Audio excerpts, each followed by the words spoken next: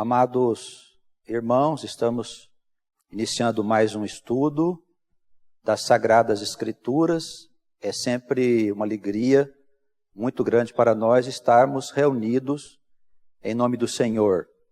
Queremos abençoar também em nome do Filho de Deus os nossos amados que estão recebendo a palavra em outros lugares, as comunidades e também aqueles que habitualmente nos acompanham.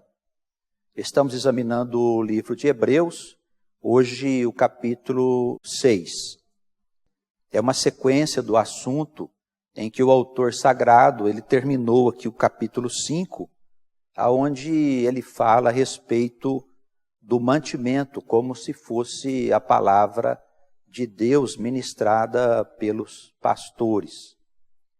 Ele diz que tem o alimento sólido e que esse alimento é o alimento ideal para ser ministrado ao povo de Deus. E ele fala também de um alimento líquido, o leite. Ele diz que aquele que bebe leite, ele ainda está despreparado para discernir as coisas certas das coisas erradas. O autor faz uma abrangente referência a essa questão de uma doutrina mais profunda. Nós vamos ver aqui no capítulo 6 que, infelizmente, nos nossos dias, os pastores ainda ministram esse alimento líquido, este leite, que faz com que o crente tenha um pensamento bastante superficial em relação aos ensinos das Escrituras. Vamos fazer a leitura da introdução, aqui no capítulo 6.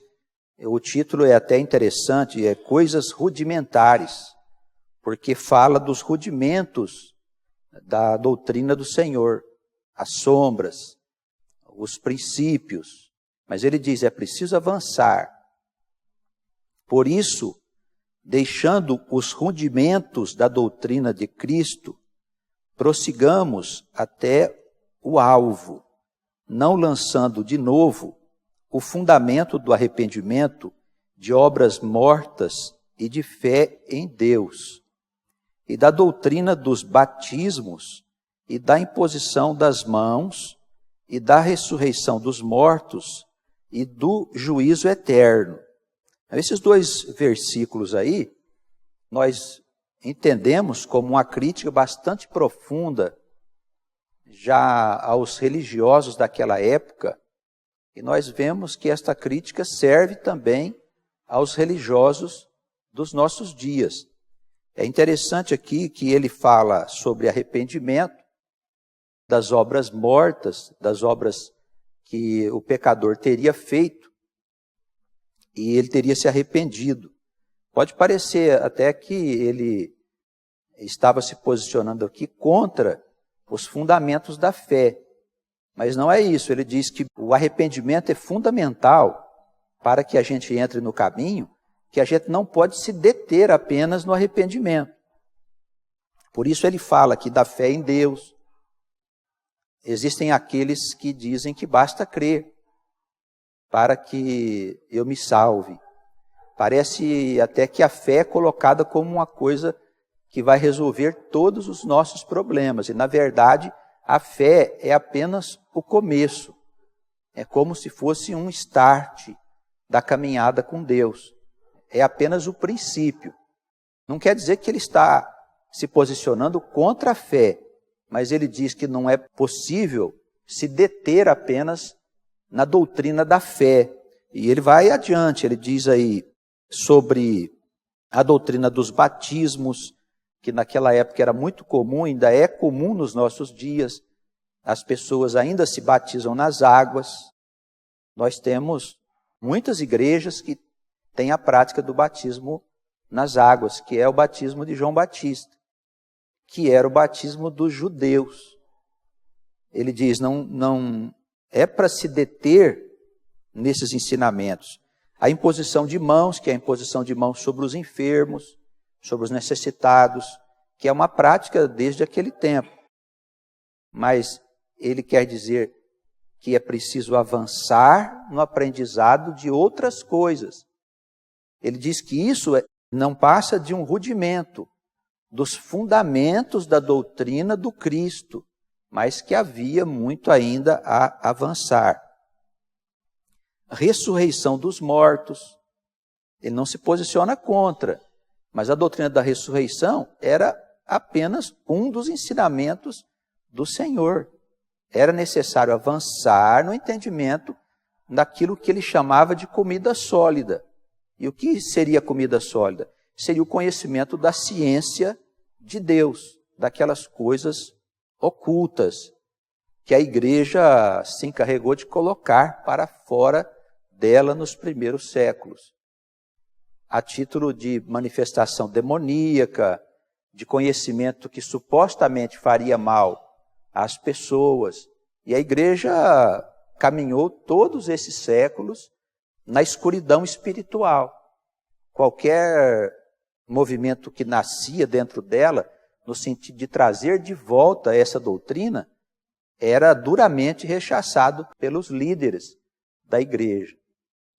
E nós vemos que essas coisas que ele fala aqui, o juízo eterno, também havia uma ideia de que a pessoa ficaria condenada para sempre.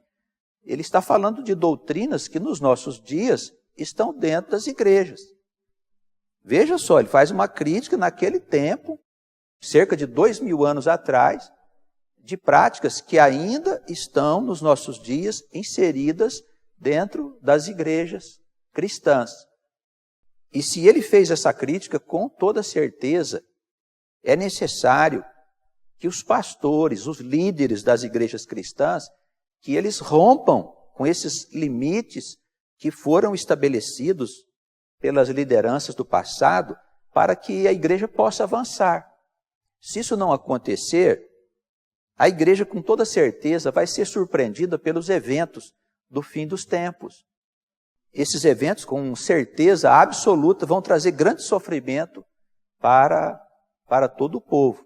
Não só para os homens pecadores, mas também muitas provas para nós que somos o povo de Deus. Eu costumo dizer sempre que é preciso lembrar que o povo de Deus são os cristãos e os judeus. E nós, com toda certeza, seremos provados. Teremos a nossa roupa lavada no sangue do Cristo. Eu tenho dito, é necessário deixar de lado todos esses ensinamentos que estão na igreja evangélica, que dizem que o homem ele vai se livrar do sofrimento do fim do mundo, através de um suposto arrebatamento físico para os céus da eternidade. Essa doutrina é uma doutrina espúria, sem fundamentação no conjunto de ensinamentos bíblicos, tanto na escritura dos hebreus, a escritura antiga, como nos textos do Novo Testamento, na escritura cristã. A gente vê que não há uma fundamentação, a não ser uma interpretação rasa de algumas passagens ditas aqui e acolá para fundamentarem essa doutrina do arrebatamento. E nós temos que esclarecer às pessoas que o que vai acontecer é que nós seremos provados, todos nós. Nós vamos sair do nosso conforto material. Quando vierem aqueles dias, nós vamos sair da nossa zona de conforto material. O Senhor vai se incumbir de fazer isso. E nós teremos então que assumir uma postura de homens e de mulheres que andam de verdade com o Senhor. Por isso a igreja precisa avançar no entendimento das coisas eternas, que são as espirituais. O apóstolo Paulo dizia que as coisas de Deus se discernem espiritualmente. Ele dizia que havia uma doutrina que estava escondida nas letras e que o Espírito Santo iria nos ensinar a compreender essa doutrina. Se nós não abrirmos o nosso coração para isso, certamente nós vamos ser surpreendidos. E daí muitas pessoas vão abandonar a fé. A palavra aqui no versículo 1, ela diz assim, prossigamos até o alvo. Alguns traduzem como perfeição, outros alvo. Mas entendemos que aonde estávamos não era o lugar, que a gente tinha que prosseguir. E prosseguir em que sentido? Se ele está falando de conhecimento sólido e falando de conhecimento líquido, que é um conhecimento comum, se é para prosseguir até a perfeição ou até o alvo, é porque nós temos muita coisa para aprender. Relacionado com o quê? Com a vida terrena? Não, relacionado com a vida eterna. Com os tesouros desse mundo? Absolutamente. Com os tesouros espirituais. Com os tesouros eternos. E se a gente não abrir o coração para receber a revelação do Espírito Santo, a gente vai continuar comendo desse leitinho aí que o pessoal oferece faz mais de 2000 anos dentro da igreja. É claro que mudar esses corações não é uma coisa simples. A resistência que existe dentro da igreja é uma resistência espiritual. São sistemas que foram criados ali dentro e que é muito difícil de serem removidos. Mas a igreja verdadeira não é uma instituição, é o coração dos crentes. E aquele que está nos ouvindo, se deseja avançar, caminhemos juntos como o povo de Deus, independente da igreja da qual faz parte. Caminhemos juntos, para poder nós tratarmos dessa comida sólida. É evidente que isso aqui fala da origem da alma, do destino da alma depois da morte, a natureza divina da alma, porque a Escritura diz, vós sois deuses, e somos deuses mesmo, nós não somos carnais, nós somos imortais, porque nascemos, fomos gerados por Deus. E se isso é verdade, conforme entendemos, e conforme as Escrituras afirmam, se somos deuses, a morte não tem poder sobre nós e os infernos.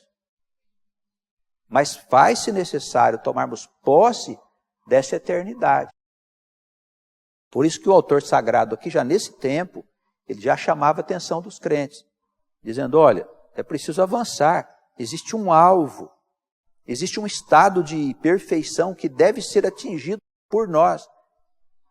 E é claro que não haveria estado de perfeição a ser atingido se a alma não transitasse pela história através das vidas sucessivamente. Como é que a alma vai aprender durante uma existência física? Se somos deuses, nós não nascemos no ventre da nossa mãe. Nossa mãe nos deu o corpo, nós encarnamos, nós já existíamos antes de nós nascermos aqui no mundo. Isso é ser imortal. É ter sido criado quando Deus criou todas as coisas. Quando nós entendemos por este ponto de vista, tudo fica mais claro. E se nós tentarmos entender a criação, a vida, com todos os seus tormentos, as suas injustiças, dificuldades, através de um ponto de vista de uma única vida, a criação de Deus é uma obra imperfeita. É uma obra que não tem nada a ver com o nosso Deus. Mas tem que ter coragem para avançar no conhecimento, na comida sólida, comer coisa sólida, deixar de se guiar por essa doutrina que se criou aí dentro dos concílios e que só traz um atraso para o homem. Basta a gente ir numa igreja para ver o que acontece lá dentro. Não há uma movimentação inteligente de espírito. Ou nós temos uma frieza dos túmulos nas igrejas, onde a palavra sequer é referida, ou nós temos os espetáculos de possessão, com o nome de Espírito Santo. As pessoas ficam tomadas coletivamente com manifestações de desordem, de todo tipo de coisa, que absolutamente não tem qualquer semelhança com a manifestação do Espírito de Deus. É isso que nós temos dentro da igreja hoje. É preciso nós avançarmos, sairmos desses rudimentos daquilo que foi ensinado pelo Senhor. Ainda aqui na introdução do capítulo 6, a palavra, ela diz a nós que nós faremos estas coisas se Deus permitir. Permitir o quê?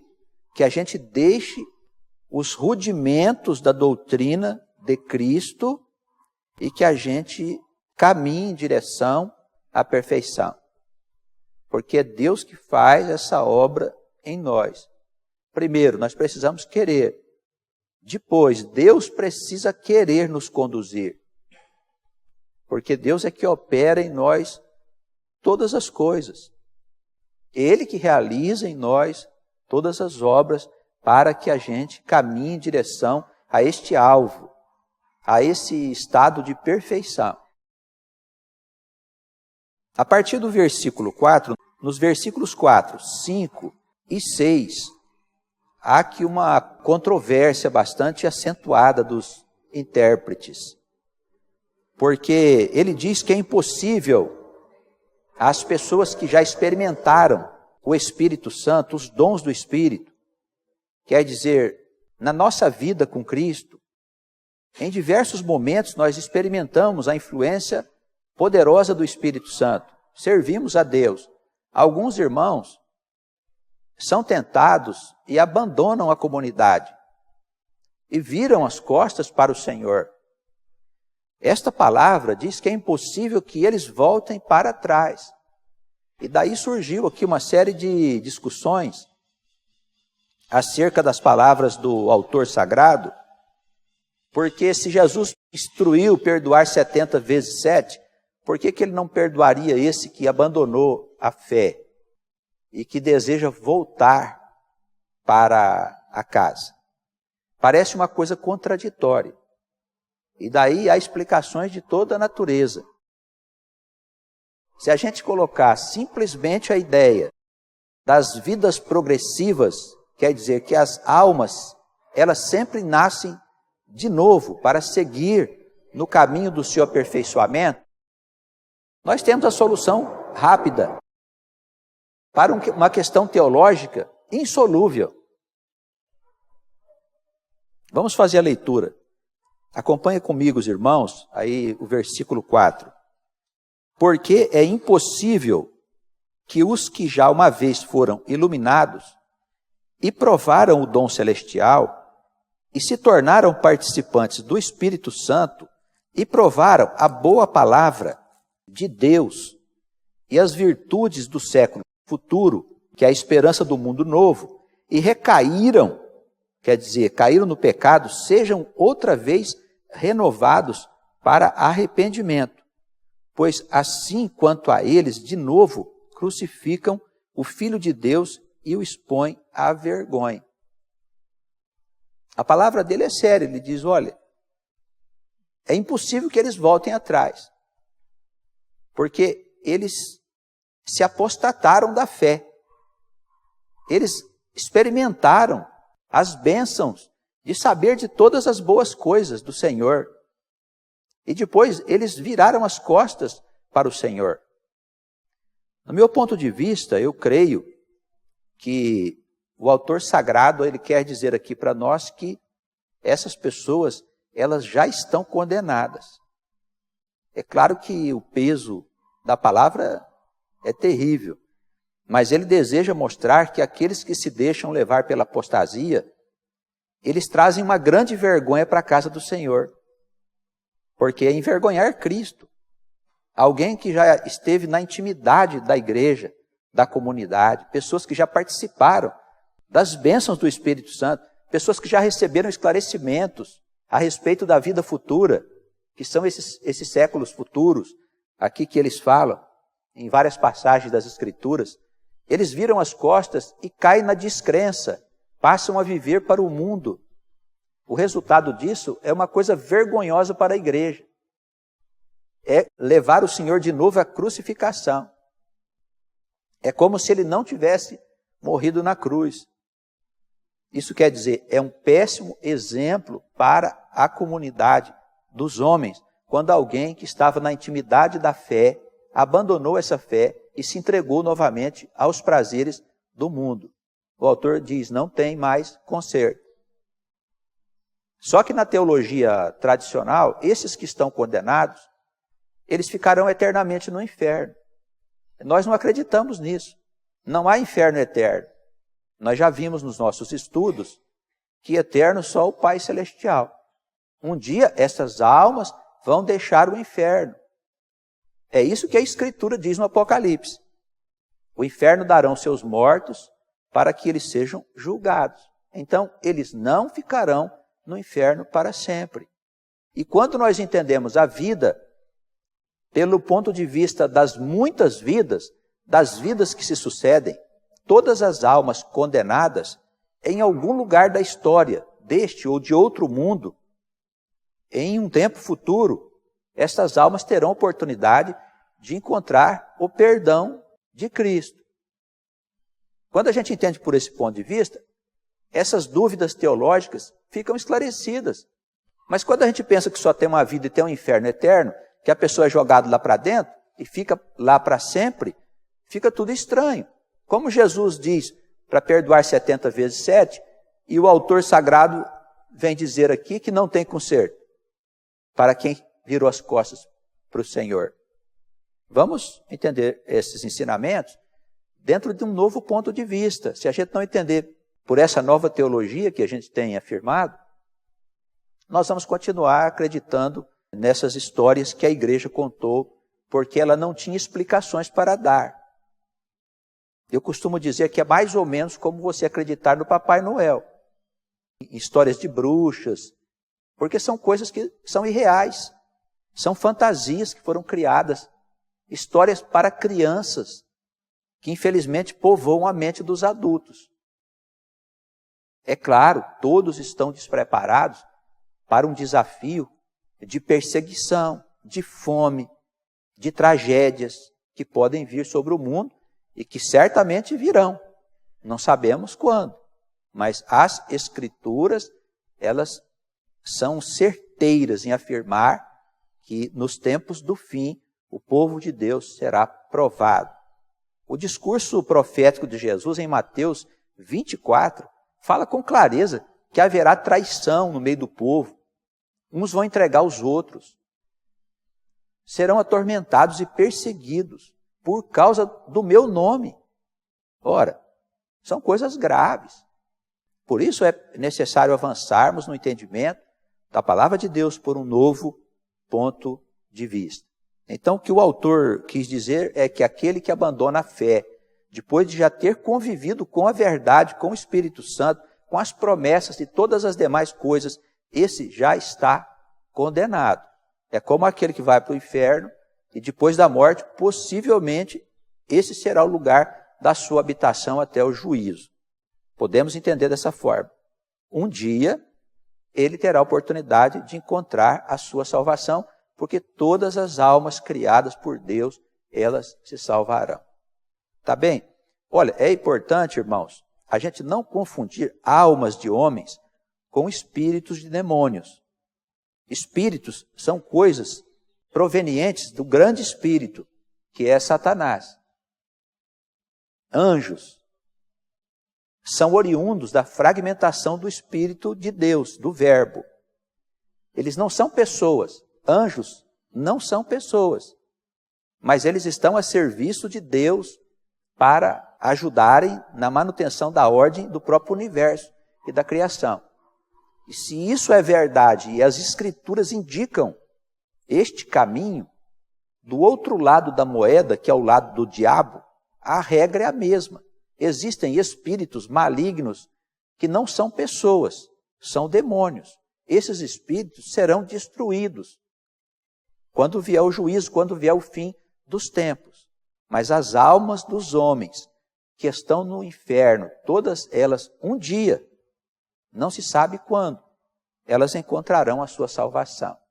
Pelo menos é o que entendemos da obra inteligente de Deus.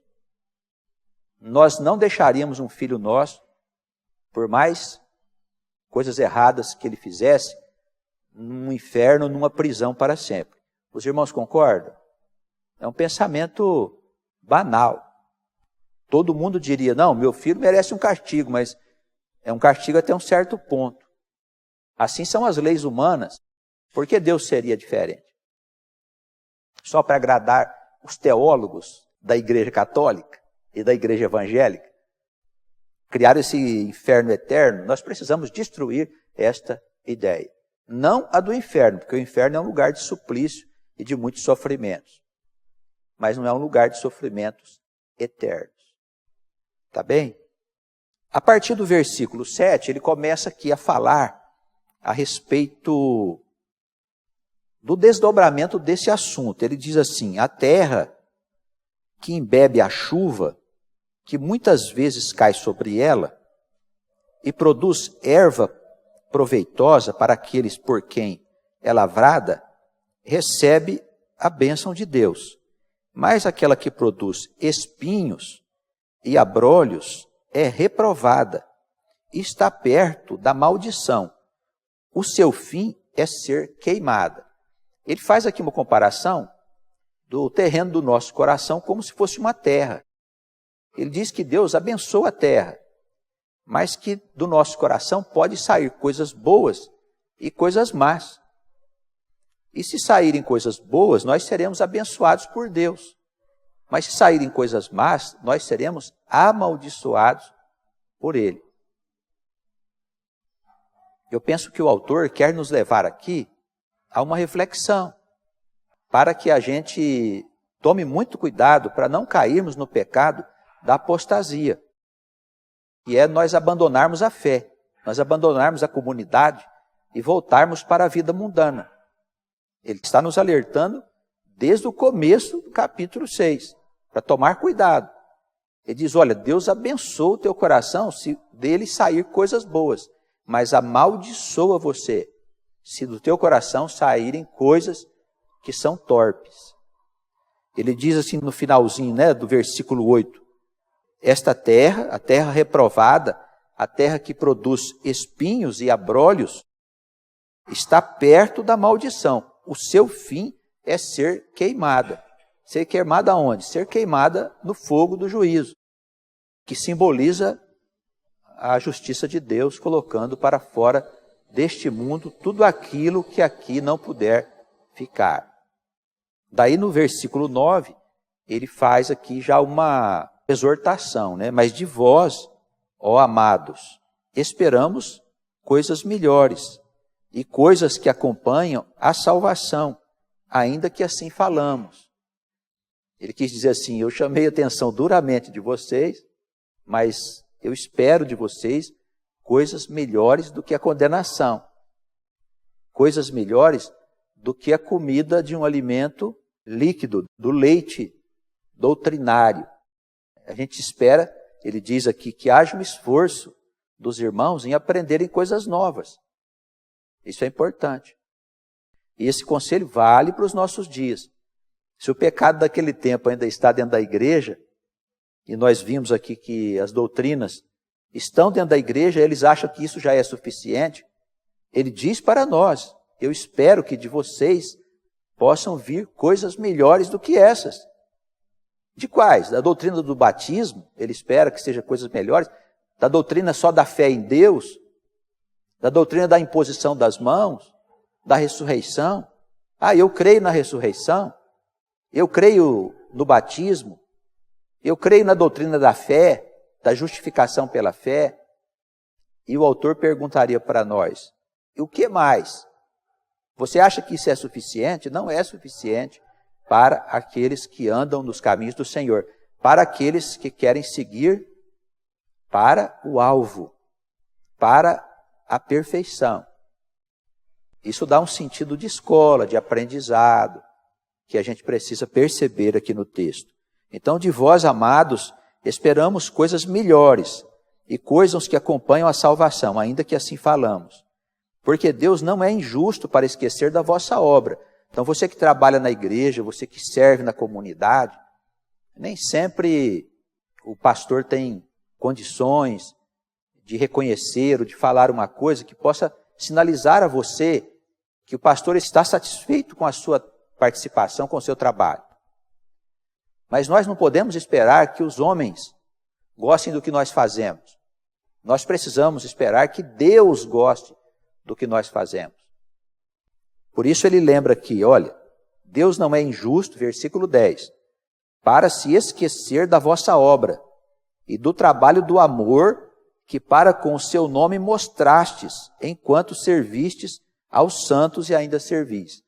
enquanto nós estamos servindo as pessoas e trabalhando na igreja, na comunidade, seja em que obra for, o Senhor está olhando. Ele não vai esquecer de você. Acontece que nós, frequentemente, queremos que seja logo. Nós não entendemos que estamos numa escola, não entendemos que estamos num laboratório, onde o Espírito de Deus está forjando, preparando o nosso caráter de natureza espiritual. Ele não está nos preparando apenas para viver esses últimos anos das nossas vidas, mas para o século vindouro, para a vida futura, para as novas vidas que nós vamos ter. E mais, irmãos, muitos de nós estão passando por provas relacionadas com experiências infelizes que nós tivemos no passado. Porque cada um carrega sua cruz. Jesus não disse que nós temos uma cruz? Isso está claro. Você quer me seguir? O que o Senhor disse? Pega a sua cruz e me acompanha. Ele não diz, me dá a tua cruz. Isso já põe por terra toda essa doutrina que existe nas igrejas dos nossos dias, aonde Jesus vai resolver os problemas e tirar todas as dificuldades. Irmãos, nós precisamos das dificuldades. Nós precisamos das provas. Nós precisamos ser conduzidos no cabresto do Senhor. Ainda precisamos que a lei cuide de nós de maneira vigilante. Por isso o Senhor permite ainda que soframos, tendo em vista o futuro. Não é para agora, irmãos, mas é para daqui a pouco. Nós temos que nos mover nessa esperança. Se a gente não se mover na esperança de que o melhor de Deus está por vir, aí fica difícil enfrentar as provas. Acontece uma prova na nossa vida, na nossa família, a gente quer entregar os pontos e quer abandonar a fé, dizer, não, Deus não está olhando para mim, Deus está cuidando de tudo, tenha certeza. E quando você deixar esta vida, e às vezes mesmo durante a vida, nós começamos a entender o porquê sofremos. As nossas necessidades corretivas nos acompanham. Assim como as pessoas com quem nós vivemos em outro tempo, e vivemos experiências felizes e vivemos experiências infelizes. Elas sempre estão por perto, porque nós estabelecemos laços com essas pessoas. E Jesus espera amor da nossa parte, para que esses laços malignos, essas desavenças, elas possam ser desfeitas. Esses nós possam ser desatados, para que a paz se estabeleça, para que a gente entre no repouso do Senhor. Isso é repouso do Senhor, nós vencermos as nossas provas, as nossas batalhas. As batalhas mais difíceis, irmãos, não são de ordem material. Vemos as pessoas na igreja pedindo dinheiro, riqueza, sucesso, prosperidade, emprego para Deus. Estas coisas não são problemas para a alma. As dificuldades maiores estão nas provas morais, espirituais que nós temos que enfrentar. A convivência com pessoas difíceis, os desafios que a vida nos oferece, quando temos que lutar para poder ganhar o nosso sustento, todas essas coisas fazem parte dos desafios. Que o Senhor não permita que em nenhum momento uma ovelha do seu pasto se torne rica, tenha bens em abundância. Absolutamente. O Senhor não deixe que isso aconteça. Nós vamos nos perder, irmãos. Certamente. A palavra, ela diz, com todas as letras, o amor ao dinheiro é a raiz de todos os males. Não é de alguns, é de todos os males. Dinheiro na nossa vida só causa transtorno. O dia que o mundo viver sem dinheiro, vai chegar esse tempo, vai demorar um pouco ainda, mas a humanidade vai atingir um estado de maturidade tal que o dinheiro vai ser desnecessário. Então o homem vai viver em paz. O homem vai encontrar o repouso do Senhor. Daí tudo que ele construir vai permanecer. Não devemos desejar estas coisas. Procuremos no Senhor força, procuremos no Senhor esperança, fé, aquilo que nós necessitamos para superarmos todos os desafios que forem colocados diante de nós. Deixemos o Senhor guiar nossa vida. Ele é maravilhoso, não vai deixar faltar para você o que você precisa para uma vida modesta. E olha, a medida da modéstia é com o Senhor, tá? Deixa o Senhor medir a modéstia da sua vida. Deixa, a régua do Senhor não pode ser a sua. A gente sempre quer além do que nós precisamos. Vamos para a leitura na conclusão. Versículo 11. Desejamos que cada um de vós mostre o mesmo cuidado até o fim, para a completa certeza da esperança, para que vos não façais negligentes, mas sejais imitadores daqueles que pela fé e paciência herdam as promessas. Herdam, não herdaram não, herdam. As promessas estão diante de nós. Ele quer que nós sejamos como aqueles que com fé e paciência, e põe paciência nisso, viu, irmãos? Não podemos nos esquecer que nós temos o tentador atrás de nós. E daí ele nos aborrece de toda forma, por todos os caminhos, para nos tirar do sério, para nos ver voltar as costas para o Senhor, dizer, não vou mais andar com o Senhor daqui para frente. Esse Senhor não olha para mim. Este Deus aí eu não quero. Ele nos atormenta. Então haja paciência, haja fé, haja esperança. Mas é isso que faz a gente herdar as promessas. Aí ele segue aqui para concluir, né? Porque quando Deus, versículo 13, fez a promessa a Abraão, como não tinha outro maior por quem jurasse, jurou por si mesmo, dizendo, certamente, abençoando-te abençoarei, e multiplicando-te multiplicarei. E assim, esperando com paciência, ele alcançou a promessa. E nós precisamos estar sob as bênçãos de Deus. Se ele falou, ele cumpre. Ele não é um Deus esquecidiço, que se esquece do que ele falou. Absolutamente. Ele é um Deus maravilhoso. Mas tenhamos paciência. Porque aqui é o lugar da gente acertar as diferenças, irmãos. Olha, lendo o Novo Testamento, que é a escritura dos cristãos, com atenção, nós percebemos muitas instruções do Filho de Deus, dizendo que nós precisamos acertar com o inimigo, antes de ir embora, não é isso?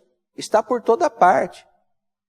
Enquanto está no caminho com ele, vai lá e faz a paz. Precisamos fazer isso. Por quê? Porque aqui é o lugar da gente consertar o que foi estragado. Em algum tempo. A nossa história é antiga. Nós somos almas velhas, irmãos. Nós estamos contrariando o Senhor há muito tempo. É provável que nós sejamos a geração do Egito, a geração que andou lá pelo deserto. É provável. Nós acreditamos que sim, que a casa de Judá são os judeus e a casa de Israel são os cristãos. Nós acreditamos nisso, por causa da encarnação das almas, da encarnação progressiva das almas. Nós já aborrecemos Deus em demasia, irmãos. É hora da gente parar com isso e crer no Senhor verdadeiramente e saber que a sua bênção é real e que ela vai acontecer, porque cremos e esperamos. Olha a palavra, esperança. Esperança quer dizer o quê? Eu tenho que esperar. Não chegou ainda o repouso do Senhor, mas vai chegar. A terra prometida vai ser alcançada. E não é o estado de Israel. A terra prometida é a Nova Jerusalém. A noiva de Jesus é a Nova Jerusalém, não é a igreja, é o mundo novo. O mundo não vai acabar, os irmãos tenham certeza. Versículo 16, porque os homens certamente juram por alguém superior a eles, e o juramento para confirmação é para eles o fim de toda contenda. Por isso, querendo Deus mostrar mais abundantemente a imutabilidade do seu conselho, aos herdeiros da promessa se interpôs com juramento, Ele quer dizer, olha, os homens resolvem as suas querelas através de juramento. Os judeus faziam muito isso naquela época. Juravam, e aquilo resolvia as querelas. Ele diz, se com os homens era assim, imagina a promessa de Deus. Não há o que duvidar. Deus é maravilhoso, e é Deus, é o Senhor. Para que por duas coisas imutáveis, nas quais é impossível que Deus minta, tenhamos a firme consolação. Quer dizer o quê? Que a gente se console nos nossos sofrimentos, porque Deus não mente. A respeito do quê? Da promessa que Ele fez e do juramento que Ele fez, que assim se cumpriria. Nós podemos esperar nele, com paciência, e nos consolar nisso. Nós, os que pomos o nosso refúgio em reter a esperança proposta. Então nós nos refugiamos nos nossos sofrimentos, nas nossas dificuldades, nos nossos tormentos, em Deus. Nessa esperança que Ele nos propôs de que nos dará uma terra santa e abençoada para a gente viver em paz com o nosso povo, com a nossa família. Essas coisas precisam falar fundo no nosso coração. Não falam na igreja, infelizmente, porque os homens estão preocupados com a vida. Eles vão morrer segundo o ponto de vista da igreja. E não viverão mais. Para nós isso não existe. Vai morrer o nosso corpo, mas nós vamos nascer outras vezes. Quantas vezes o Senhor quiser nos dar uma nova vida, irmãos. Assim se cumprirá a promessa de se estabelecer no mundo a nova Jerusalém. Não diz que a Jerusalém é celestial? Apocalipse diz. Mas também diz que a cidade descerá do céu. Para onde vai descer do céu? Para a terra. É um novo mundo nos céus e um novo mundo na terra. A nova Jerusalém, onde nós vamos habitar. Esse é o foco da nossa preocupação. Aqui nós devemos colocar nossa esperança e refúgio. Estou sofrendo, mas eu creio na promessa do Senhor, no juramento do Senhor. Ele é Deus e Deus não mente. Eu posso esperar quanto for, porque vai se cumprir. Olha o 19, nós precisamos ter nesta esperança uma âncora para a nossa alma, uma âncora segura e firme, e que penetra até o interior do véu do templo. O que é o interior do véu? O véu era posto no Santo dos Santos, onde a gente não podia entrar. Não era isso? Aí Jesus rasgou esse véu, para que a gente pudesse entrar. E o que a gente ia fazer lá dentro do Santo dos Santos? Adquirir conhecimento da eternidade. Isso era velado, era escondido do povo. O Senhor rasgou este véu. Ele diz para nós assim, que a esperança é como uma âncora segura para a nossa alma. Se nós temos esperança, nós podemos estar tranquilos, porque estamos seguros nesse mar revolto que é a vida. A vida é como um mar de ondas loucas que joga o barco para lá e para cá. E nós somos um barquinho navegando dentro desse mar de confusão. E o que é que pode nos ajudar? A esperança, como uma âncora segura. Se o barco está ancorado, a tempestade não vai destruir o barco. O barco está firme. Ele disse, é uma âncora segura. Versículo 19. Temos como âncora da alma, segura e firme, que penetra até o interior do véu. Não é uma coisa material, é uma coisa de natureza espiritual. Por que ela penetra lá? Porque nós sabemos o que esperamos. Nós sabemos o que esperamos. Nós esperamos a promessa do Senhor, que nos dará uma terra santa e abençoada para nós vivermos como seu povo, orientando e guiando as nações no caminho da felicidade. Este é o pacto que Deus fez com a casa de Davi, com o reino do Messias, que é Jesus Cristo. Quando vier o tormento, quando as ondas da vida se levantar para virar o seu barquinho, lembre-se disso. Lembre-se do que o Senhor disse aqui através do autor sagrado, que nós precisamos ter esperança e saber que o juramento de Deus vai cumprir porque Ele não mente. O Senhor é maravilhoso. Jesus Versículo 20, o nosso precursor. O que é o precursor? É o que foi na frente de nós, amém? Não é isso, irmãos? É o que foi à frente de nós. Precursor. O que é o precursor? Vai primeiro para a gente ir atrás dele. Jesus quer que nós sejamos como ele. Sábio como ele, santo como ele, poderoso como ele. Porque os dons de Deus são herdados por meio de Jesus Cristo. Por nós que somos filhos da fé. Irmãos, é maravilhoso isso. Ele é precursor. Entrou no Santo dos Santos por nós. Ele foi feito, ele lembra aqui, eternamente sumo sacerdote, segundo a ordem de Melquisedeque. Que é o sacerdote que foi levantado sem que pertencesse à linhagem sacerdotal. E sequer não se sabia quem eram os seus pais. Nós vamos ver na próxima assembleia sobre essa figura chamada Melquisedeque. O capítulo 7, que é o seguinte, ele trata desse sacerdote tão importante para a gente entender melhor quem é Jesus. A palavra diz, ele é um sacerdote desta ordem. É uma ordem de sacerdócio, aonde os sacerdotes são semelhantes a Jesus. A Jesus, o Cristo, a Jesus, o Messias.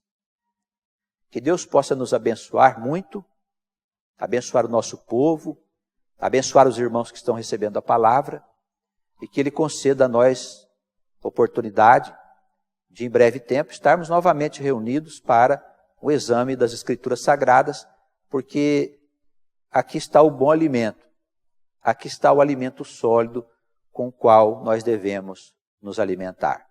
Que a paz do Senhor Jesus esteja com todos nós. Amém.